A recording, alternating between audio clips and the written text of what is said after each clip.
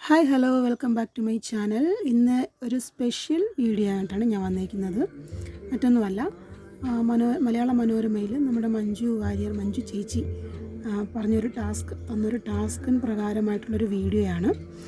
എൻ്റെ മകൾക്ക് ഭയങ്കര ഇഷ്ടമുള്ളൊരു ചേച്ചിയാണ് മഞ്ജു ചേച്ചി. അപ്പോൾ എന്താണ് ആ ടാസ്ക് എന്നുള്ളത് നമുക്ക് നോക്കിയിട്ട് വരാം.